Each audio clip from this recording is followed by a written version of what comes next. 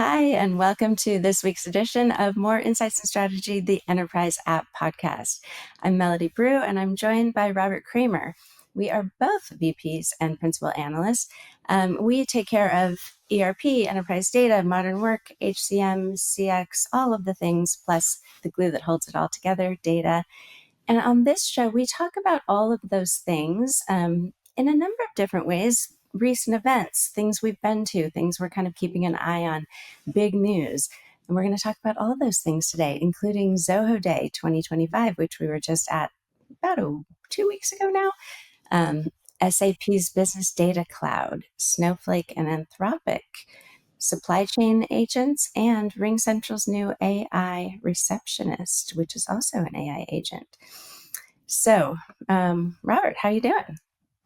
Good. I am in Virginia Beach, and you move for the warm weather, and we got a foot of snow last night. So I'm like, I'm not a weather forecaster, but everybody's like, we're getting, the polar vortex is coming through Virginia. I'm like, it doesn't happen here, but oh, it happened, and so we're digging our way out of the snow this morning. And you got some snow in Texas, didn't you? We got some flurries, yes, in Austin, Texas. We got not as much as we had a couple of years ago. We had like full snowmageddon, but it is freezing here, actually freezing. That's why I'm in my like cozy little vest here.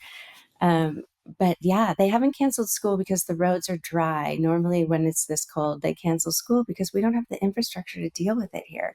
So, on the East Coast, everybody just goes to school. It's cold, nobody cares. But here, we don't have it. But We don't it's even have snow plows here. yeah, we don't either. We don't. So, but It's Austin gets snow how often? like every other year or so, maybe Okay. once a year. I mean, we had flurries the other day. It stuck to the ground.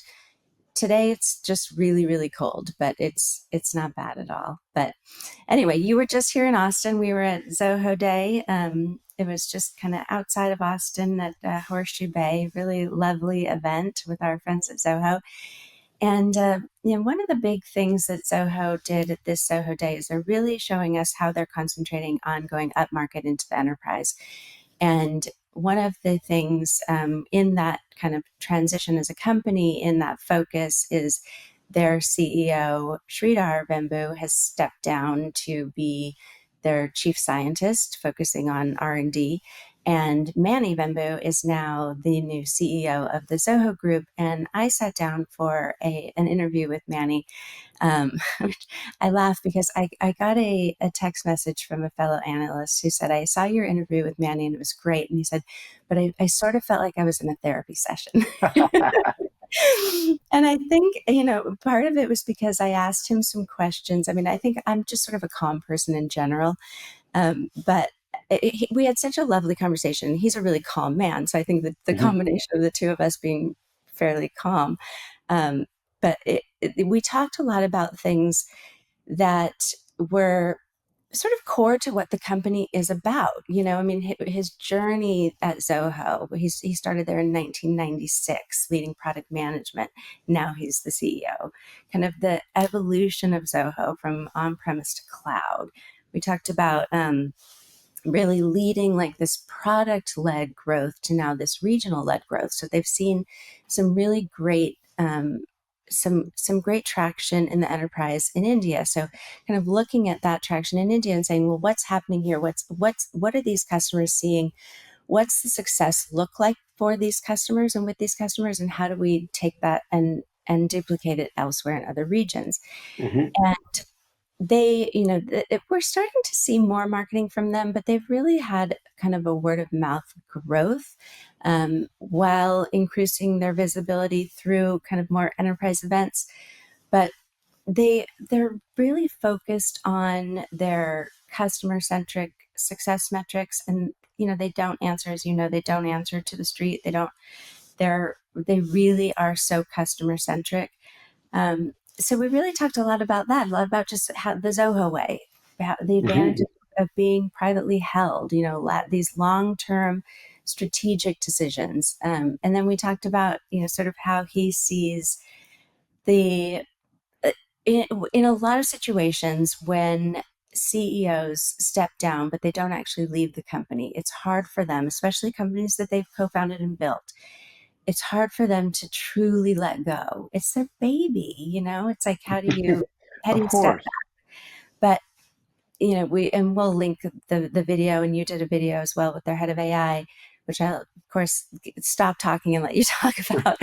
um, but we talked a lot about just the autonomy in the various divisions, and how he doesn't feel like Sridhar is going to have sort of this heavy hand on micromanaging, and letting him sort of lead his division as well as the others, that they all have kind of had their own kind of hand in their divisions, and that's not really going to change that much. So that was a really interesting conversation. I'm looking forward to a couple of announcements that we'll be kind of doing some research on coming up, that we sort of previewed just a little bit at the event. But you got a really interesting conversation, because you got a really kind of front row seat into one of the most important things that's happening at the company, one of the most important things that's happening in the industry, AI. And one of the big things that Sridhar, who's now stepped down from CEO to be chief scientist, is focusing on, which is AI.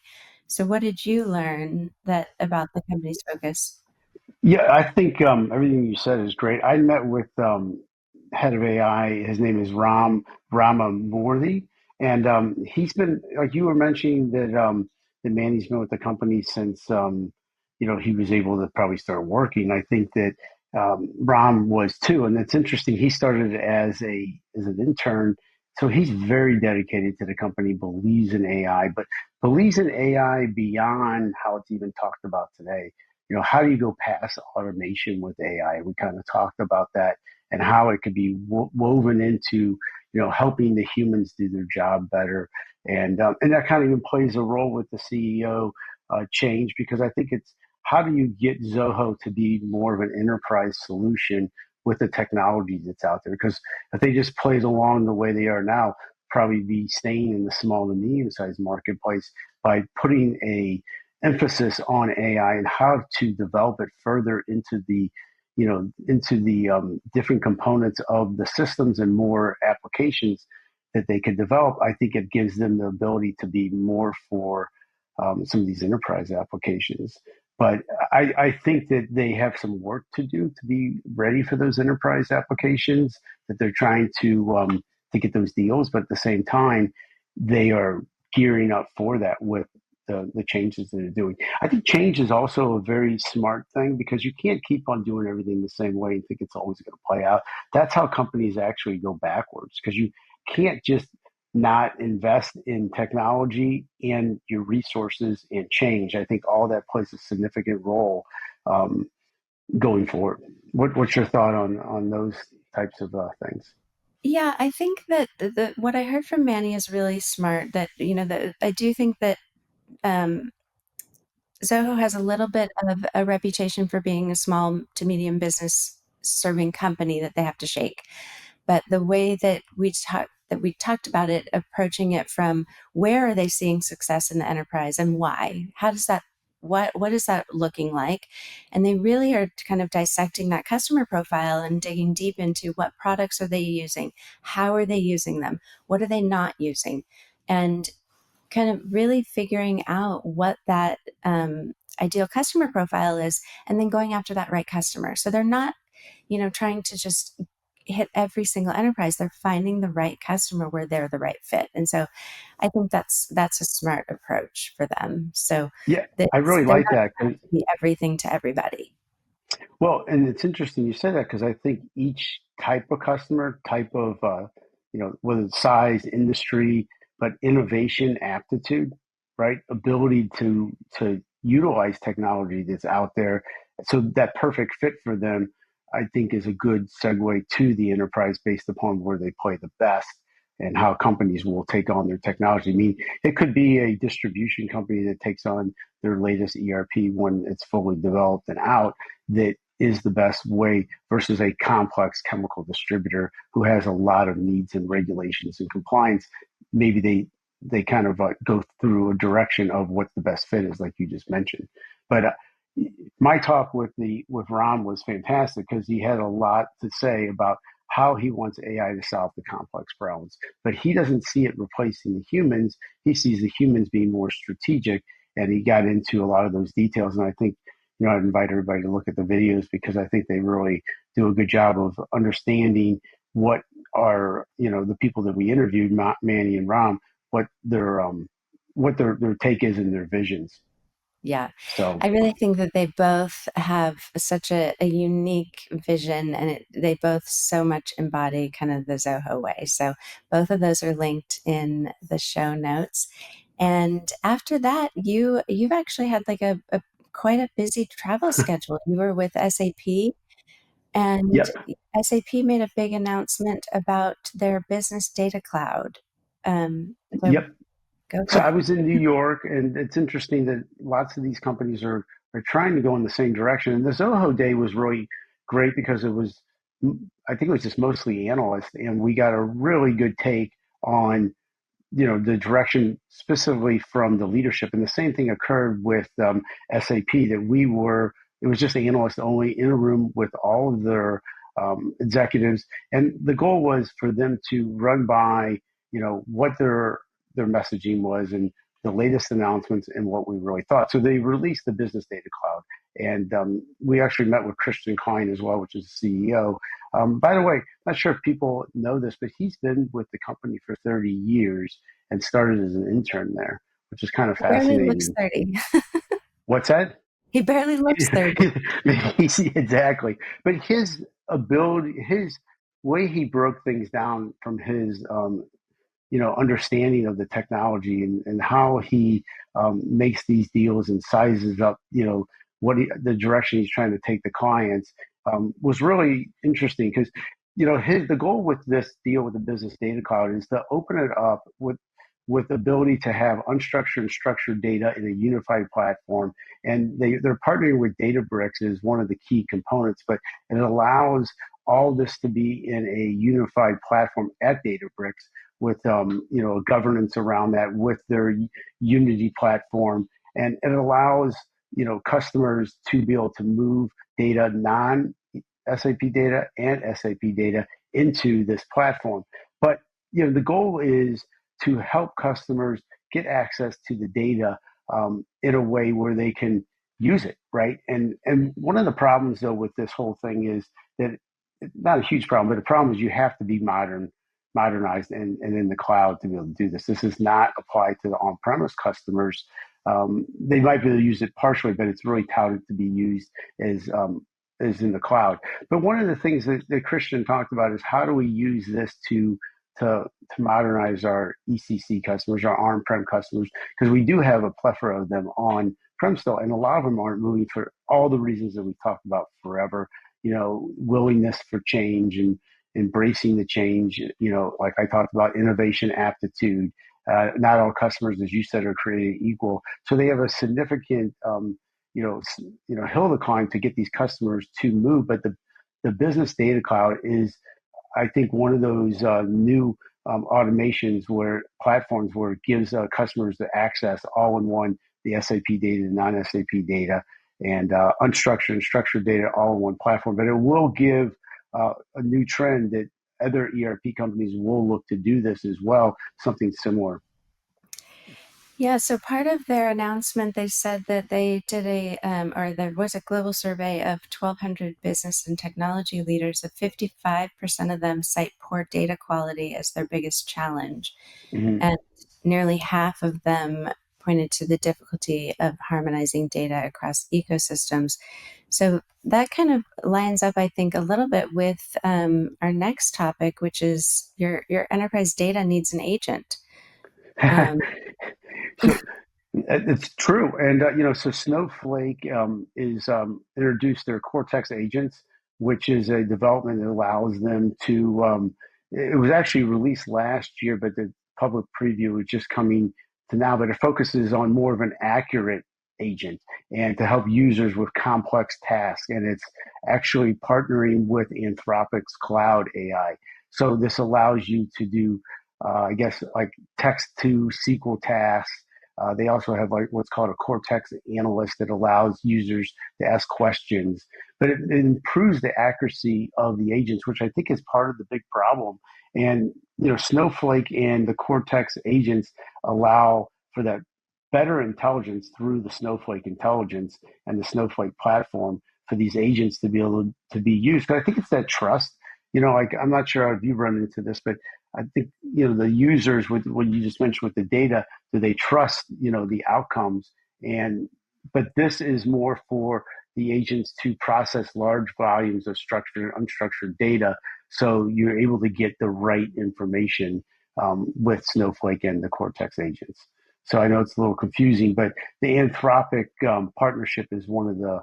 I mentioned this in an article, the jewel of the release, because it gives more of a high quality to the cloud with cloud AI assistance to the Snowflake platform. Yeah, I was reading something about this the other day about like everybody was talking about these large language models that the bigger the better, and it's not necessarily the bigger the better. It's like the accuracy is really being dialed in now, and that the trust and the security around the accuracy is that's where you have to get to, especially with agentic AI, because you cannot just let these agents is such it's such a techy word, because with CX you've got agents and then you've got agentic AI. So but you just can't let them you know run free if they can't be trusted. So, and that's Right. really the you can govern the data access as much as you want.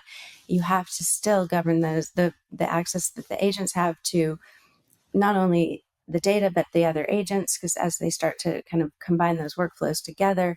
So I think these types of agents that are very focused and not maybe not as large, but they're more precise, I think are going to And, become. and Cortex allows them to do. I think one of the keys of all this is doing your agentic AI development. To be able to set it up how you're going to use Mhm. AI and then what tasks is it going to do, et cetera. I mean, I think the jury's still out, and the companies are what you're saying just previously is that the quality versus the quantity is more important. Like companies need to see results, they need to see ROI, and by getting you know in bed with like Snowflake and Cortex agents and developing tasks to actually complete what you're trying to do that actually bring efficiency and better outcomes, I think is the goal versus, a lot of tasks that don't do as much efficiency or it's not trusted or not correct.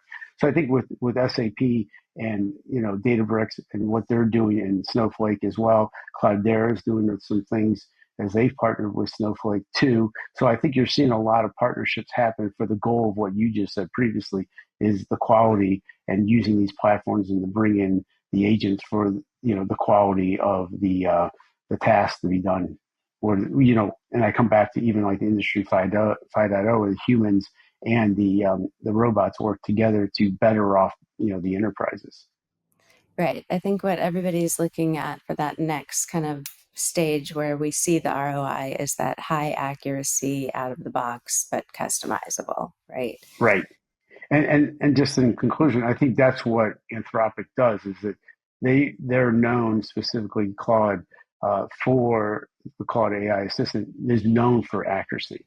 So Mhm. it's one of the top ones, and it's gotten a lot of tout because of that. So I guess we'll see where this goes because it just got released, and then but then at the end, I think it's a positive move for Snowflake. Well, that agentic AI, we always seem to find these like nice little segues. Our last topic of the day, RingCentral has just introduced what they're calling RingCentral Air, which stands for AI Receptionist, which is an AI agent powered a phone agent. So this agent will actually, so no more missed calls for businesses. It will actually answer customer inquiries, route calls, and it integrates into RingCentral's phone system. So it's basically for call automation for businesses without like the really complex like IT setup that intelligent virtual agents, which are IVAs, typically would. It's a very like complex and costly to deploy, but it can do like basic inquiries, route calls. It can make confirmations of appointments, produce call transcripts, and SMS, those types of things. Um, but what this, I think the really important thing with this is that, I guess a couple of things I want to call out. One is it means no missed calls, right? So if somebody's calling, like say you're like a service, a doctor's office or a service facility, you're you're missing an appointment if somebody is calling for that type of thing, especially like a small office. Nobody's there to answer the phone. You don't have like 24-hour service around the clock. Somebody's trying to make an appointment, that's missed revenue. If you have, the kind of the next step in this is actually that person being able to make that appointment rather than hanging up. Um, but I got this, this was actually kind of fun. I got like a little preview of it. And I love these types of things because I kind of got an opportunity to break it. And meaning like, these are the types of things where you get the demo and you're like, that's slick, but like, is it really going to work in that environment? And my my test on these things is like, what happens when somebody's frustrated? Like zero, zero, zero, and somebody's like, give me a person, give me a person, give me a person. Well, it routed to a person. And uh, I sort of jokingly like said something like, well, what happens if somebody gets really pissed off? Well, we tested that too. And it handled it. And so I think, there's really value in that they were able to train it to the point of being able to handle it the way a human would, but without getting really frustrated, without having its feelings hurt. Even the calmest person can take those things all day long, but that's got to be internalized at some point. And that's why you see so much turnover in customer service roles, because people just like, you can't take that kind of abuse day in and day out. That's just a really tough job for people. But then the other part of that is to really be able to take all of um, that unstructured data that you get from voice technology, to go beyond that, like just transcription kind of technology that we've seen so far with AI, and extract those insights from that conversational data. So It's a big look deal. towards like, what are people asking for? What are people complaining about? What are people, praising the company for? What's happening? What's happening in these conversations? And not only does that save the agents, the human agents, a ton of time from having to like take notes, but they may not remember certain things that were in the conversation. The supervisors don't have to review all those call notes and everything, but it may pick up on things that were not even being picked up on, like nonverbal cues, if there's video involved, and if there's kind of raised voice or heightened excitement, things like that the AI can Patterns. actually pick up on, right? So I think this is a really an interesting step. I think this is, they're launching only with limited customers, and then they'll announce the wider general availability later this year. Right now, it's just in the U.S., but I see a lot of promise for this, not just for RingCentral, but just in general, because I think we've gotten to the point with agentic AI where it's human-like enough. And this was interesting to me when the AI agent answered the phone. It actually said, "I'm an AI agent, help to assist you." So very upfront, very like, nobody's guessing like, am I talking to a human? Am I not? Because I think people Uh, get a little freaked out about that. Very straightforward. So if somebody says, I don't want to talk to AI, they immediately can say, I want to talk to a person. If they have to leave a message, that's fine. But I think it from the demo I got, I think it's that it has a lot of promise for the data that it will give to the actual business, but also really serving the customer well. yeah, I totally agree. I think it's that, you know, it takes, the customer service person out of the loop to do that front line, like you mentioned. Because I've had a couple phone calls that I've done recently, and you couldn't tell that it was an AI agent actually taking, it was but I'm like, you could tell after like a few seconds, maybe 5, 10 seconds. And I'm like, I don't know how you get out of that if you don't want to do it. And like you said, Do you say operator? Do you say, Yeah, you know, there's a number of things. So they're all kind of out of the box, but they're programmable, and you can upload a bunch of all of your company documents, so it's able to answer your questions and everything. But you can customize those things. So if you there's a number of ways you can get to an actual human, or if the human isn't available. However, the call system is set up the as it is. So if you're a RingCentral customer, say somebody's calling you and you're not there, your phone is already routed to, say you're on a break, your phone's routed to, Denise in accounting because she takes your calls when you're on break. The whatever the regular call routing is, it goes there. If it's voicemail that it has to go to, then it's voicemail. But whatever the actual routing is, but you can say human, you can say operator, you can say a number of different things. It understands what you're trying to get to. So how many you layers do you think it could go? Because I think like the first, I could for sure do the first layer, but if we really have to make a decision based upon circumstances, is that when it gets transferred? Because I think that it does that first part, but I think after that you're going to need a human, unless I'm wrong. What's your So thought on they that? will eventually be able to book appointments. It will say like, I can see that there are these appointments available. Like if the question is, I want to make an appointment. Then it will have availability of the schedule of the, say it's a doctor's office or a salon or something like that. It can go into that scheduling and that appointment's available. Confirmation, it can send an SMS. So not all of these features are available today, but those functionalities are all possible. It sounds fantastic. I think this is like you said, the next.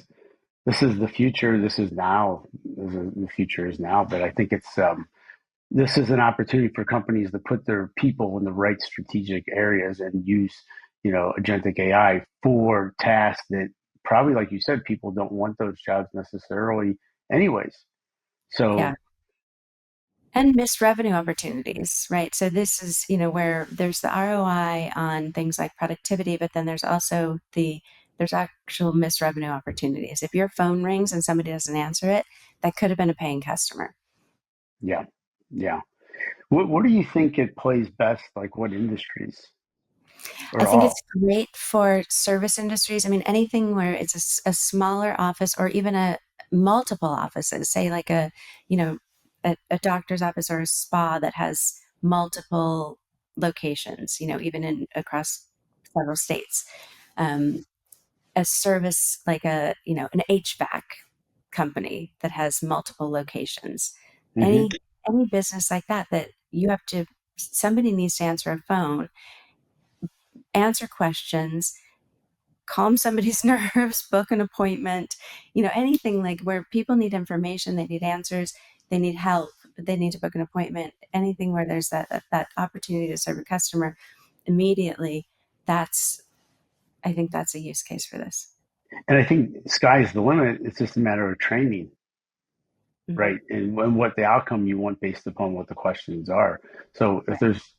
it can't be extremely complex. It should be easily done if it's, if you have all those details and it's not complex as far as the tasks that need to be done as well. But I think this is great, and I agree with you on the different industries.